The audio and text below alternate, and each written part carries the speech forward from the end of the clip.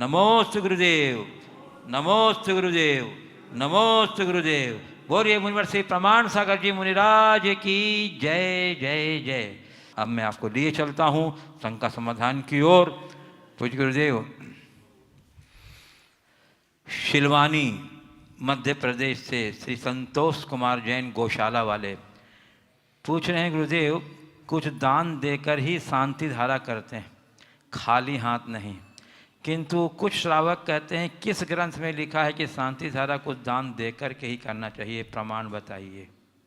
अरे भैया, शांति धारा करना ही चाहिए, ये कहाँ लिखा है? ये तो शांति के लिए अभिषेक आदि है, और हमारे यहाँ शांति कर्म में दान, अभिषेक और पूजन का विधान है। तो हम अभिषेक कर रहे हैं शांति के लिए, तो कुछ दान भी करो। भरतपुर चक्रवर्ती को जब अशुभ सपने आए तो उससे उसका चित्त उद्विग्न हुआ और अपने मन की शांति के लिए उसने महाभिषेक किया और पात्र दान किया, ऐसा उल्लेख मिलता है। इसी प्रकार भगवान के जन्माभिषेक के उपरांत शांति के लिए अभिषेक किया, ऐसा उल्लेख आदि पुराण में मिलता है। तो इस बात का प्रमाण है कि पुराने काल में भी शांति के लिए अभिषेक की परंपरा थी, और दान भी शांति का एक बड़ा हेतु है। इसलिए शांति धारा के साथ दान करने का भाव रखना चाहिए, शक्ति के अनुसार करना चाहिए। दान करके ही शांति धारा करे ऐसा विधान नहीं है, पर भावना में हमें ये ध्यान रखना चाहिए कि दान करने का शास्त्रीय विधान है, ग्रही दानेन शोभते दानम दुर्गति नाशनम।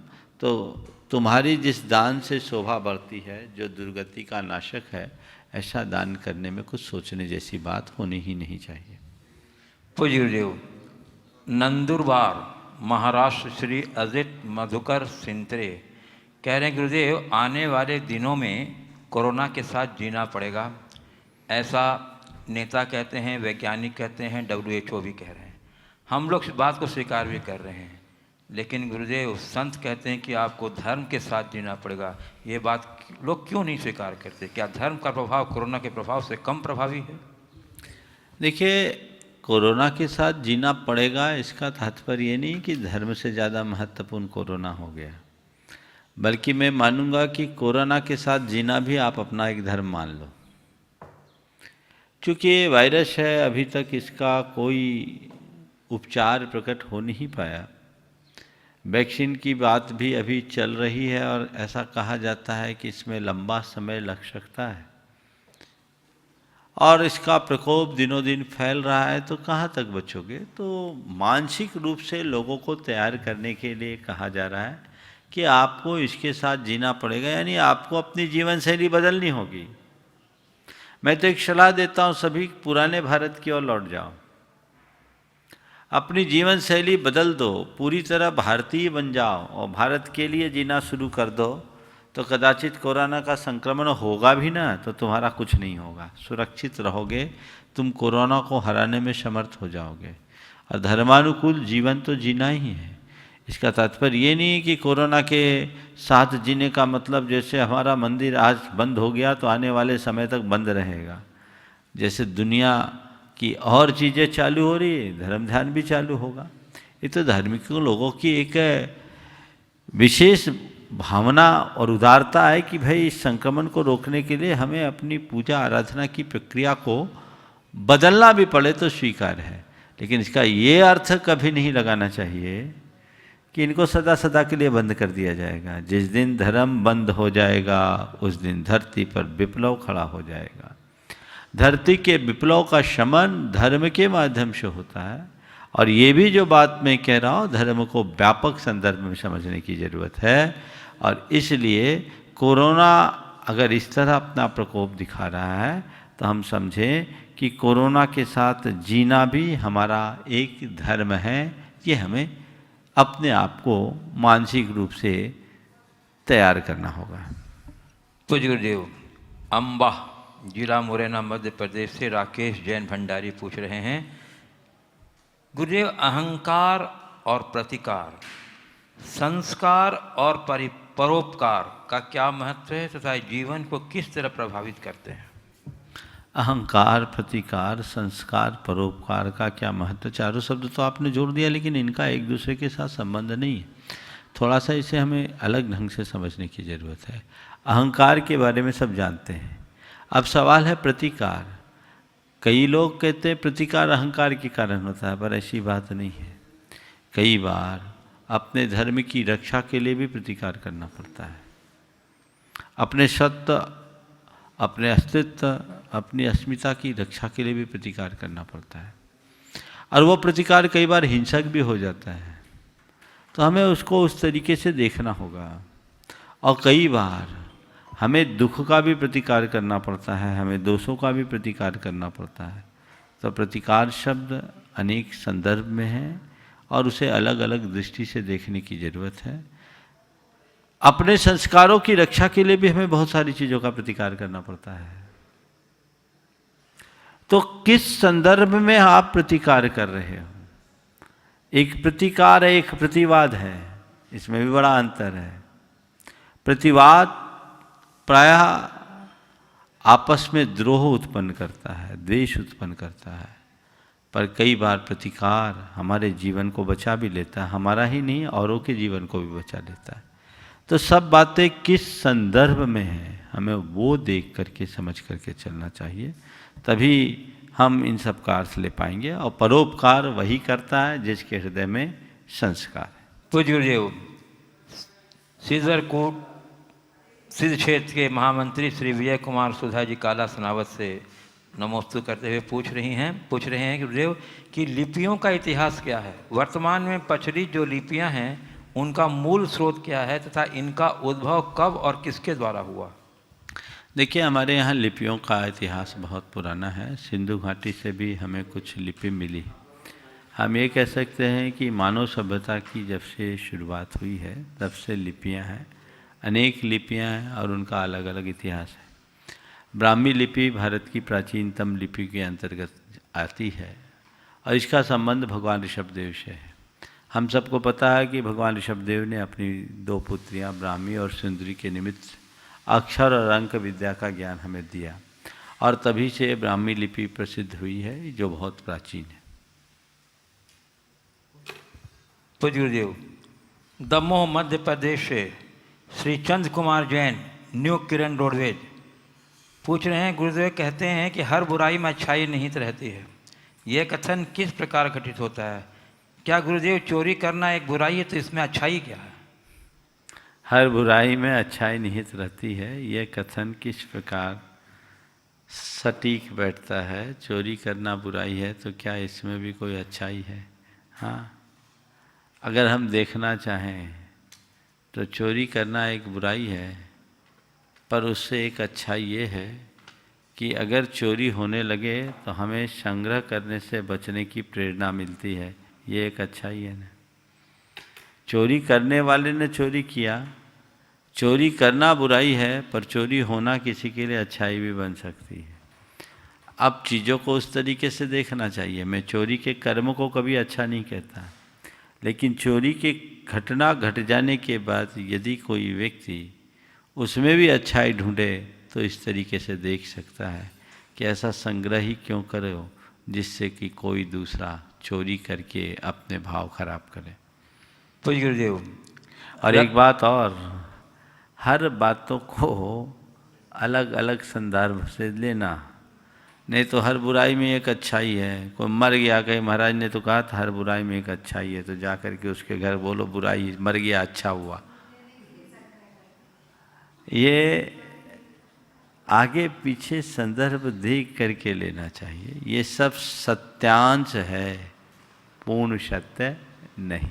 गुरुदेव, रतलाम मध्य प्रदेश से अविरल रेणु मोठिया पूछ रही हैं, गुरुदेव कुछ दिन पहले बॉयज लॉकर रूम नाम से इंटरनेट पर हुई वार्तालाप का स्क्रीनशॉट लीक हुआ था, जिसमें सिद्धार्थ नाम का लड़का प्रमुख था।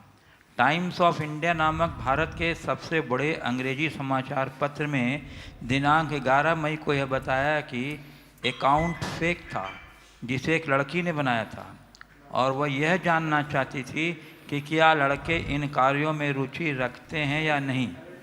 गुरुदेव, घटना के बाद देश की कथाकथित हजारों फेमिनिस्ट महिलाएं आगे आईं, इसका विरोध किया, जिसके फलस्वरूप कितने ही लड़कों पर गलत लांछन व आरोप लगाए गए। मेरा प्रश्न यह है कि कब तक दूषित मानसिकता का पर्याय एक लड़के को माना जाए, और क्या हर बार लड़कों को ही दोषी मानना ठीक है?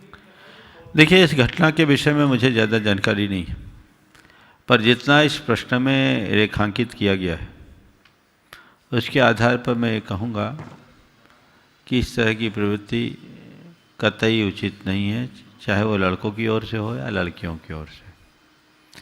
हमें इस तरह की प्रवृत्तियों पर लगाम लगाना चाहिए और इसके साथ भी इसकी जड़ में जाने का प्रयास करना चाहिए। इस तरह की चीज़ें हो क्यों रही है, इसके पीछे की मूल वजह संस्कारों की कमी है। लड़के हो या लड़कियां, यदि हम प्रारंभ से उन्हें संस्कारों का पाठ पढ़ाएं, जीवन की मर्यादाओं का बोध कराएं, तभी इस तरह की घटनाओं को रोका जा सकता है। अकेले कानून के माध्यम से इसे नियंत्रित नहीं किया जा सकता। इस तरह के लांछन भी लगते रहेंगे और इस तरह की घटनाएं भी घट रही रहेगी। तो इस तरह का लांछन लगना भी गलत है और इस तरह की घटनाएं घटित होना भी गलत है। ये दोनों बड़े निंदनीय और घृणित कृत्य हैं। हमें इससे बचना चाहिए, समाज को बचाना चाहिए। पर विडंबना ये है कि संस्कारों की रक्षा की कोई प्रेरणा ही नहीं है, ना आज की शिक्षा पद्धति में, ना आज के सामाजिक परिवेश में। पारिवारिक पृष्ठभूमि भी आज लगभग बिगड़ने लगी है। आधुनिकता के नाम पर हर वह काम हमारा अंग बनने लगा है जो कतई उचित नहीं है। इनकी तरफ हमें ध्यान देना चाहिए और इस तरह की प्रवृत्तियों से बचना चाहिए, सभी को बचाना चाहिए। पूज्य गुरुदेव, झालरापाटन राजस्थान से श्री प्रशांत पाटनी पूछ रहे हैं, गुरुदेव गलतियां सुधारी जा सकती हैं, गलत फहमियाँ भी सुधारी जा सकती हैं, मगर गलत सोच सुधारना बहुत मुश्किल काम है। ऐसा कौन सा मंत्र जीवन में अपनाएं कि गलत सोच पैदा ही न होने पाए एवं गलत सोच की वजह से दूरियां न बढ़ने पाए? गलतियां और गलत फहमियों को सुधारने के लिए गलत सोच को सुधार लें। गलत सोच सुधरिए तो सब कुछ ठीक हो जाए। सोच को बदलने के लिए कुछ अच्छे माध्यम हैं। अगर आप अपनी सोच अच्छी रखना चाहते हैं तो सबसे पहली बात, आप सत्संग करें। सत्संग सोच में बदलाव का बड़ा प्रबल आधार है। अगर हम अच्छा सत्संग करते हैं उससे हमारी सोच की स्थिति बदलती है। दूसरी बात, हम अच्छा स्वाध्याय करें।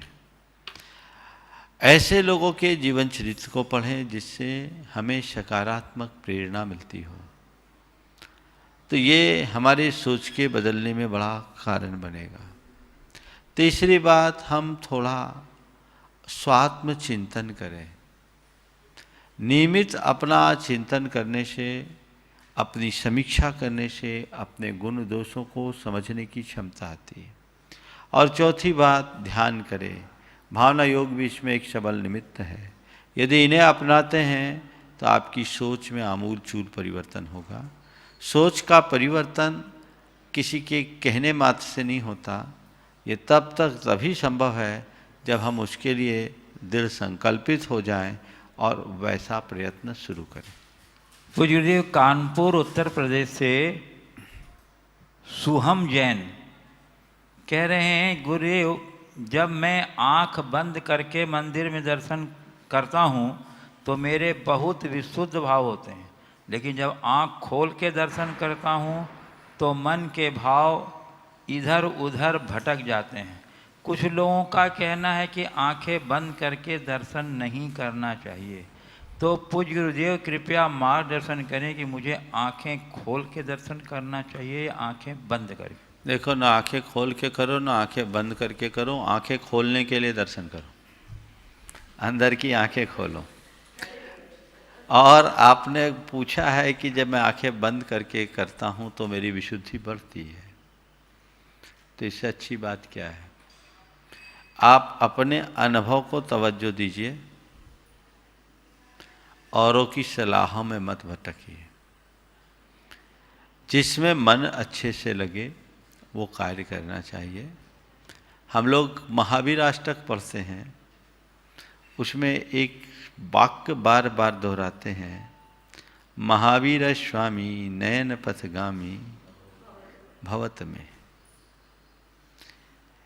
हे भगवान, आप मेरे नयन पथगामी क्यों? तो ये भक्ति का एक तरीका है। तुलसीदास जी ने बड़ी अच्छी बात लिखी, जिससे लगता है कि आंखें बंद करके भक्ति करने में जो आनंद आता है वो खोल कर करने में नहीं आएगा। नैनन की करी कोठरी, पुतली पलंग बिछाए। नैनन की करी कोठरी, पुतली पलंग बिछाए, और पलकन की चिक डार के पी को लियो रिझाए।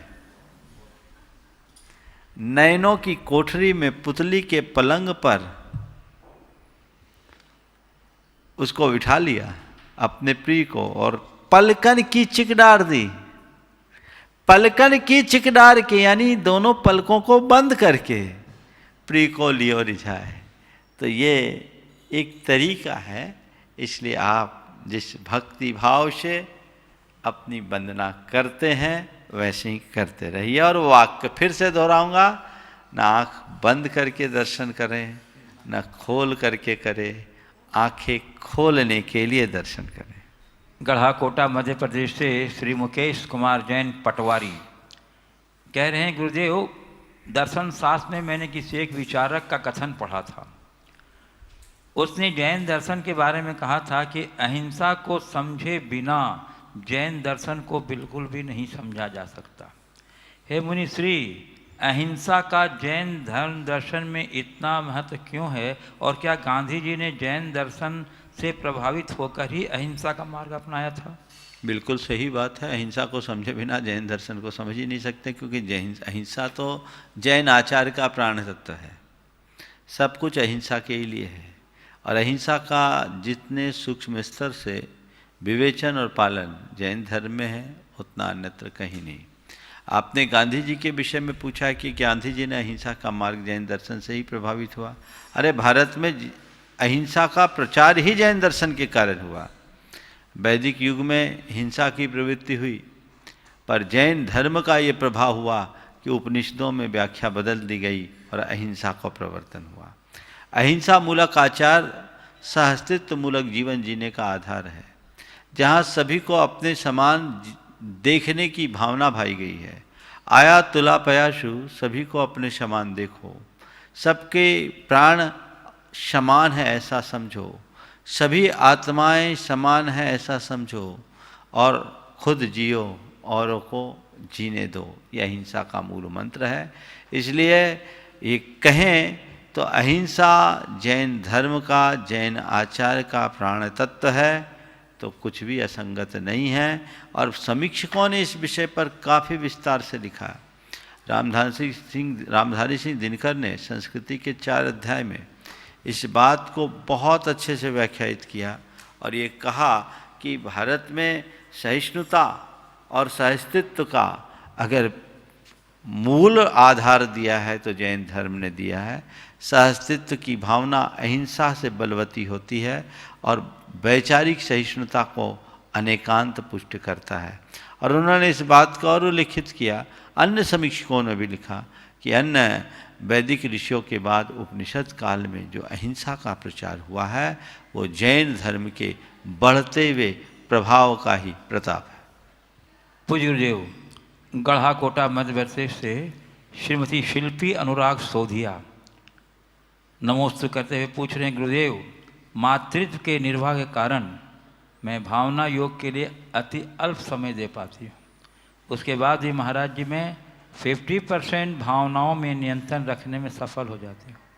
महाराज श्री, मेरा प्रश्न है, इस अवस्था में समय का सदुपयोग करते हुए अपने आध्यात्मिक गुणों के विकास में कैसे निरंतरता लाऊं? वाली प्रसन्नता का विषय है मातृत्व के दायित्व का निर्वाह करते हुए भी आप भले ही आधा समय भावना योग में दे रहे हैं, आप पर आधा असर दिख रहा है। ठीक है, आप आधा लाभ अभी ले लीजिए और जब दायित्व से मुक्त होते होते पूरा लाभ भी आपको मिलेगा। जहाँ तक समय का सदुपयोग करते हुए जीवन के गुणात्मक परिवर्तन की बात है, तो उसके लिए सतत प्रयासरत रहिए। कोशिश कीजिए कि अपव्यय से बचें। और जिनको इस तरह की जिम्मेदारी है, मैं तो कहता हूँ बच्चों को गोद में खिलाते खिलाते भी भावना योग किया जा सकता है। भावना योग की सबसे बड़ी विशेषता है, लोरी में सुनाओ, मुझे शांत रहना है, मुझे शांत रहना है, मुझे खुश रहना है, मुझे सहज रहना है, मुझे संयम रखना है। आँखों में प्यार भर के बच्चे को वो सुनाओ तो उसका असर बच्चे पर भी पड़ेगा। मैं शुद्ध आत्मा हूँ, मैं सहज आत्मा हूँ, मैं शुद्ध आत्मा हूँ, मैं पवित्र आत्मा हूँ, शुद्धोहम सोहम पवित्रोहम। इसमें बच्चों से कहाँ दिक्कत, ये प्रयोग करिए ना। आचार्य कुंद कुंद की माँ ने यही लोरियां सुना करके तो लोकोद्धारक कुंद कुंद को जन्मा। तो ये कर सकते हैं, आप वैसा प्रयोग करें। पूज्य गुरुदेव, रायपुर छत्तीसगढ़ से श्री राजकुमार जैन पूछ रहे हैं, गुरुदेव कर्मचारियों के पेट खाली हैं और मौका परस्त पेटी भरने में लगे हैं। गुरुदेव, क्या सारी संवेदनाएं इस कलिकाल में खत्म हो गई हैं? क्या ऐसी घटनाएं नई क्रांति को जन्म नहीं देगी? कृपया समाधान। देखिए, जो लोग ऐसा कर रहे हैं वो इंसान कहलाने के लायक नहीं है।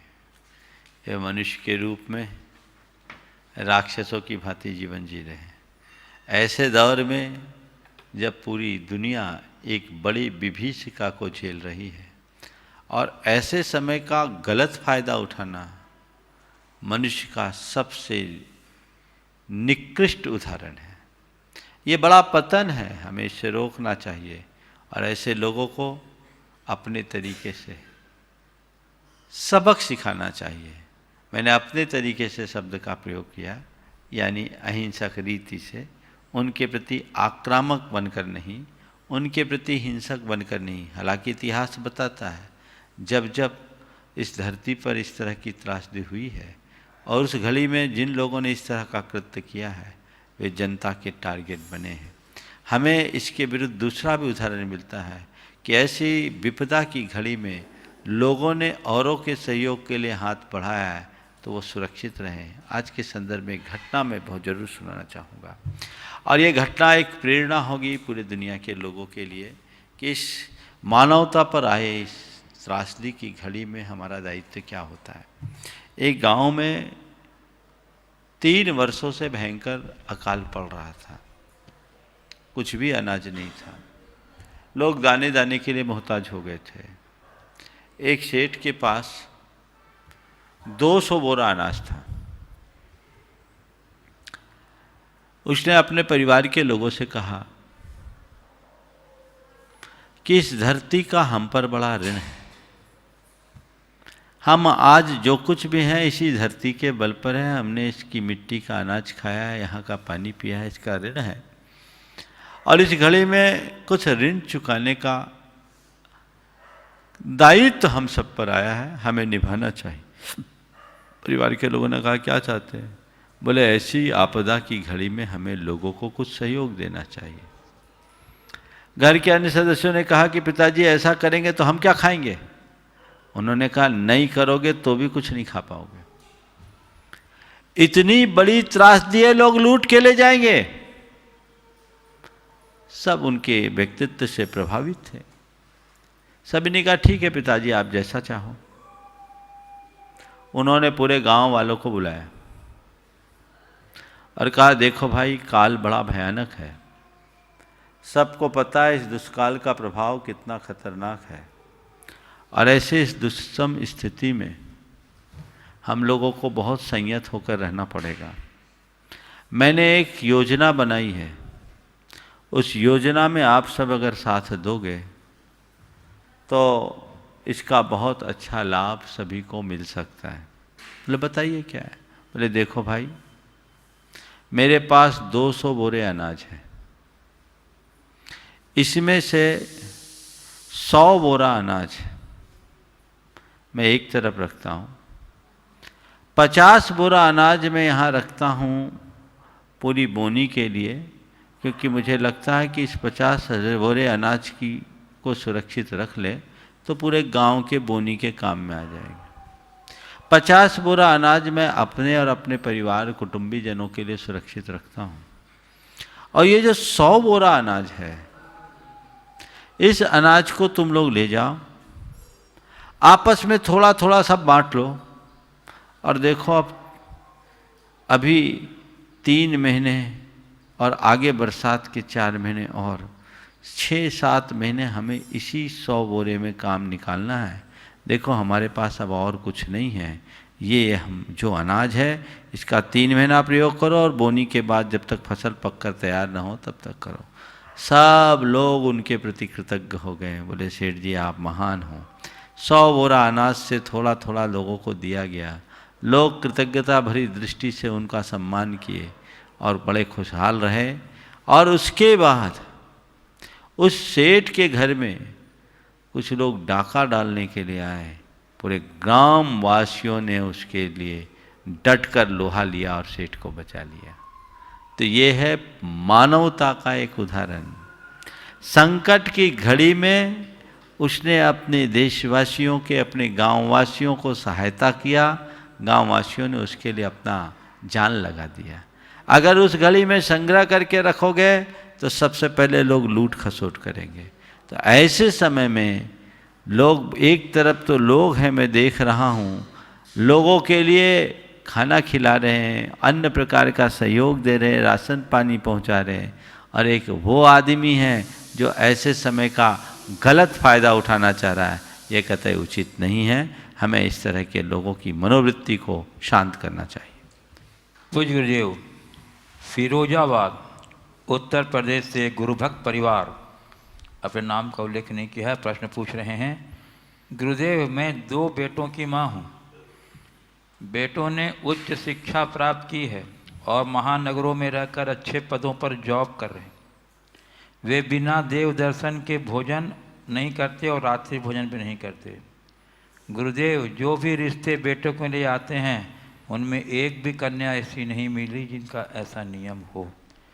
क्या यह आने वाले समय में जैन कुलाचार और मर्यादाओं की रक्षा के अनुपालन के लिए चिंतनीय विषय नहीं है? ऐसे मुझे क्या करना चाहिए? देखिए, बहुत गंभीर और चिंतनीय विषय है। आज के समय में जो थोड़े धार्मिक या कुलाचार के प्रति दृढ़ रहने वाले लोग हैं, उनके लिए इस तरह के संबंध अब कम मिलते हैं। और ये विडम्बना, शराब और अन्य प्रकार के व्यसनों में लिप्त लोगों को साथ संबंध करने में लोग अपनी शान समझते हैं।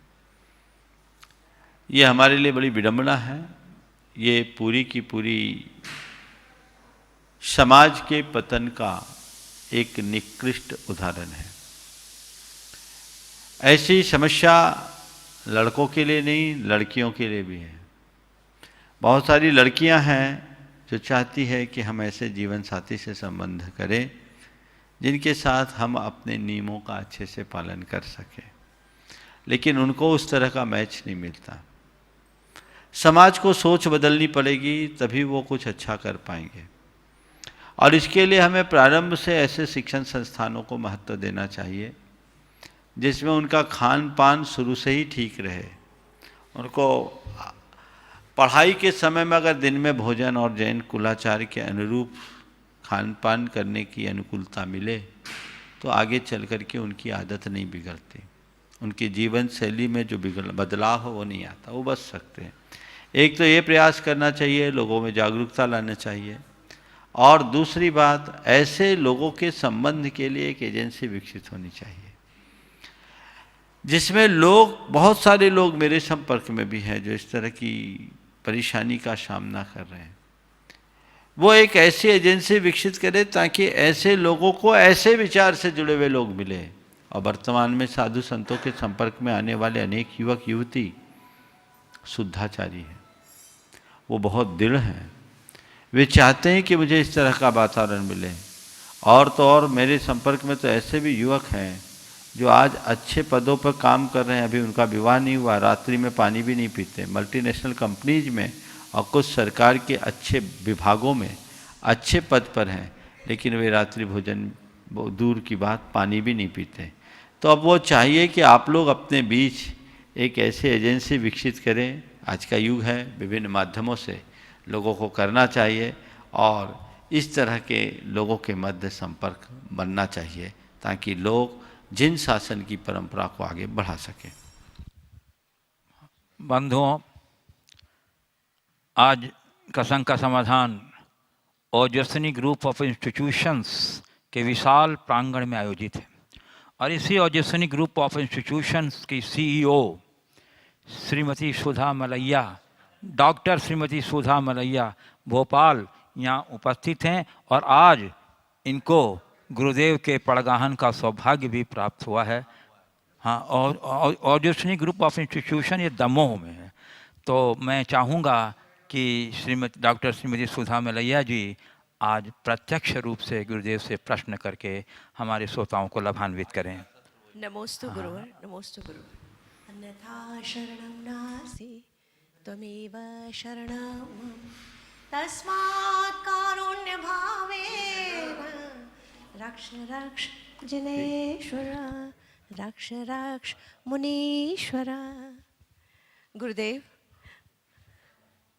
अभी मैंने तीन चार बातों पर अभी जो ध्यान दिया और अभी जो वर्तमान की समस्याएं हैं, अहिंसा, धर्म और संस्कार, इन तीनों से संबंधित, ऐसा कई लोग कहते हैं, देश के कई संत ये मानते हैं इस समय कि ये जो कोरोना वायरस आया है ये जानवरों की, प्राणियों की पीड़ा के कारण आया है। जो विश्व में इतना ज़्यादा प्राणी संहार हो रहा है कि किसी भी प्राणी को छोड़ा नहीं जा रहा है, वो किसी भी देश की बात हो सकती है, तो उसके कारण जो प्राणियों को पीड़ा होती है उसके कारण ये कोरोना आया है। दूसरी बात ये कही जा रही है कि पृथ्वी प्लैनेट की, पृथ्वी ग्रह की एनर्जी चेंज हो रही है, उसकी एनर्जी बढ़ रही है। उसको बदलने के लिए अंदर और बाहर दोनों की प्रकृति में परिवर्तन आना है। तो ये बाहर की सफाई हो रही है और अंदर की सफाई आप भावना ध्यान से करवा रहे हैं, तो आध्यात्मिकता भी बढ़ रही है। तो मैं ये कहना चाह रही हूँ कि ये जो कोरोना महामारी है, मुझे ऐसा लगता है कि शायद ये भारतीय संस्कृति की ओर, और भारतीय संस्कृति की ओर माने जैन पद्धति, जीवन पद्धति की ओर लौटना है। महाराज, मैं तो बिल्कुल यही कहता हूँ, अभी थोड़ी देर पहले भी मैंने दोहराया था कि इस कोरोना ने हमें पुराने भारत की ओर लौटने की तरफ तैयार कर दिया और अब तैयार होना होगा। प्रधानमंत्री जी ने बार बार इस बात को जोर दिया, हमें आत्मनिर्भर होना होगा, हमें अपनी जीवन शैली पूरी तरह से बदलनी होगी, हमें गांव की उस संस्कृति को विकसित करना होगा। आज इस बात ने प्रमाणित कर दिया कि लोगों का जो एक जगह से दूसरी जगह माइग्रेशन हुआ है, पलायन हुआ है, और जो मजदूर वर्ग जिस तरह से परेशानियों को भोगते हुए जा रहे हैं, उसने बता दिया कि घर तो घर ही होता है। केवल मजदूरों की बात नहीं, बड़े बड़े प्रोफेशनल्स के जीवन में भी ये बातें आ रही है। तो ये बदलाव आना चाहिए और हमें हर गांव को स्वावलंबी बनाना होगा, हर व्यक्ति को आत्मनिर्भर हो, व्यक्ति से गांव, गांव से समाज, शहर, और हर प्रदेश, और प्रदेश तो पूरा देश जिस दिन आत्मनिर्भर होगा 21वीं शताब्दी भारत की होगी, इसमें कोई संशय नहीं है। और वो लोग बड़े सुखी होंगे। इस बदली हुई दिनचर्या में लोगों में बड़ा परिवर्तन आ गया। अब जो मूलभूत नीड है, लोग उसी की तरफ ध्यान दे रहे हैं, बाकी चीज़ों की तरफ ध्यान नहीं है। और विश्लेषक बता भी रहे हैं कि आने वाले दिनों में लोग उन्हें ही खरीदेंगे जो उनके लिए बहुत ज़रूरी है। तो जो हमें मितव्ययिता की ओर बढ़ाता है, जो हमें अपरिग्रह की ओर ले जाता है, इससे हमारी लालच तृष्णा की वृत्तियाँ भी कम होगी। और जब हम स्वात्मनिर्भर होने लगेंगे, हमारा ध्यान हमारे मूलभूत संस्कारों के साथ जुड़ेगा, तो हमारे जीवन में बहुत बड़ा बदलाव आएगा और यही हमारे जीवन की सुरक्षा का कारण है।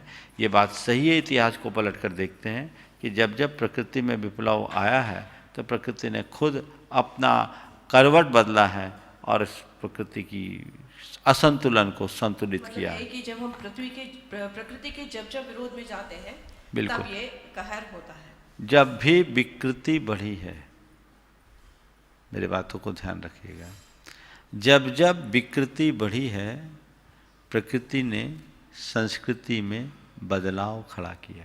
जी। तो महाराज जी, जो संस्कारों की बात है, तो जो अपनी ओर लौटना है, क्या केवल मंदिरों और मस्जिदों में जाकर धर्म हो सकता है, या अपनी ओर भावना ध्यान में बैठकर अपने आत्मधर्म की ओर लौटना धर्म है? देखिए, धर्म कौन सा है? मंदिर और मस्जिद धर्म नहीं है, ये इबादत गाह, पूजा स्थल और इबादत गाह है। अगर धर्म को हम मंदिर, मस्जिद, गुरुद्वारा और चर्चों में ढूंढ रहे हैं तो ये हमारा बड़ा भ्रम है। ये हमारे पूजा स्थल है, प्रार्थना स्थल है, इबादत गाह है। धर्म तो हमारी आत्मा में है। अगर हम उसे भुला देंगे तो हम धर्म के बाहरी कवच पर ही घूमते रहेंगे, बाहरी चोले को ही पहन करके बैठ जाएंगे। वो कतई उचित नहीं। हमें अपने भीतर के धर्म को घटित करना होगा, स्वयं को जानना होगा, स्वयं को समझना होगा और उस अनुरूप अपनी जीवन शैली में बदलाव लाना होगा। तभी हम धर्म का वास्तविक लाभ ले पाएंगे और जीवन को पवित्र बना पाएंगे। मैंने शंका समाधान में भी ऐसे प्रश्न अनेक ज्ञानवान दीदियों और भैया जी लोगों के माध्यम से भी सुने हैं कि मंदिर नहीं जा रहे हैं तो हमारा धर्म ही खत्म हो जा रहा है। तो जब आत्मधर्म की ओर ही लौटना है, अंदर की ओर ही लौटना है, भावना ध्यान ही करना है, तो फिर ये प्रश्न क्यों? देखिए, मंदिर नहीं जा रहे हैं तो धर्म खत्म हो जाएगा, ये बात ठीक नहीं है। लेकिन एक बात हमें समझना चाहिए कि धर्म स्थान की दृष्टि से उनकी उपादेयता को हम नकार नहीं सकते। ये आपातकालिक धर्म है कि हम घर में धर्म कर रहे हैं। ये तो ऐसा ही है। एक बार एक युवक से परिवार के लोगों ने कहा कि महाराज जी इससे कहिए कि थोड़ा मंदिर जाए।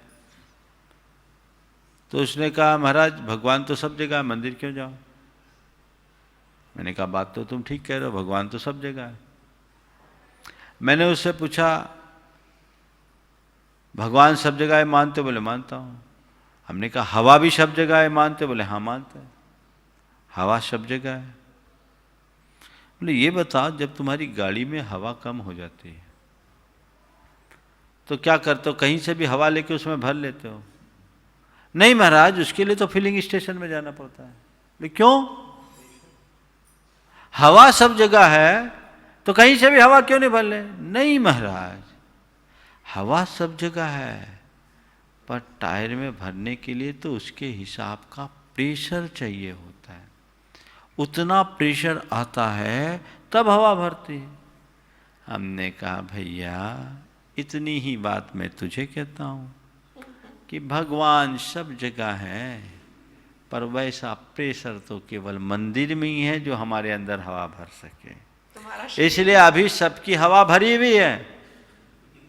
गाड़ी को उतनी चलाओ जितने में हवा तुम्हारी ठीक रहे, लेकिन हवा निकलने से पहले हमें मंदिर खोलना होगा,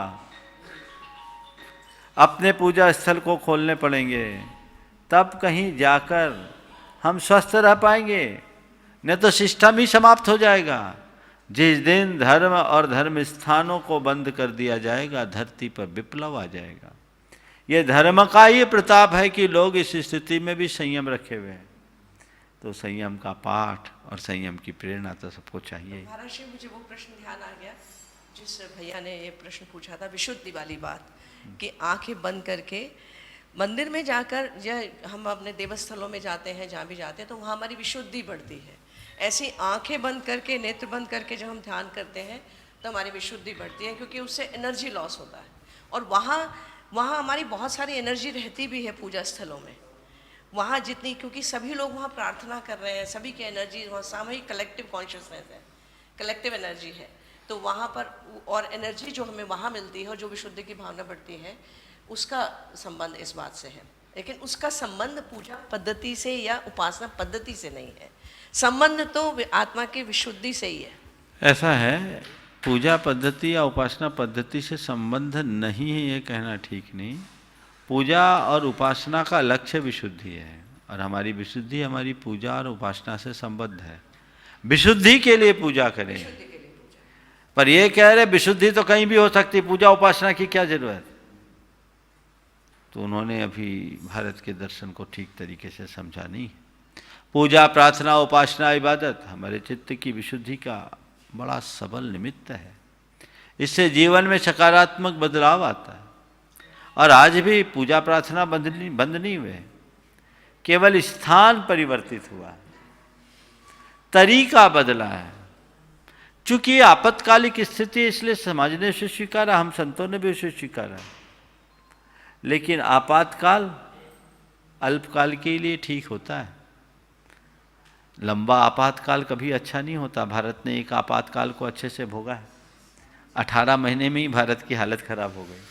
हम तो यही प्रार्थना करते हैं कि शीघ्र ही आपातकाल खत्म हो, पूरे संसार में शांति और सद्भावना हो और लोग अपने जीवन को सुखी बना सके और जीवन में स्वाभाविकता घटित कर सके। महाराज मैं समझ गई, ये वैसा ही है जैसे आपके सम्मुख आते ही ये तो मैंने प्रश्न पूछे हैं, लेकिन सच बात तो ये है कि समाधान यूं ही हो जाते हैं। ऐसे ही वहाँ जाकर विशुद्धि अपने आप ही बढ़ जाती है। बिल्कुल बिल्कुल, बहुत सारी बातें ऐसी हो जाती है। तो महाराज अब मेरी कोई शंकाएं हैं नहीं। बहुत बढ़िया, नमोस्तु महाराज। हाँ। पूज्य गुरुदेव, रिद्धि सिद्धि स्टोर सागर मध्य प्रदेश से पीयूष जैन पूछ रहे हैं, गुरुदेव निंदा उसी की होती है जो जिंदा होता है, वाह।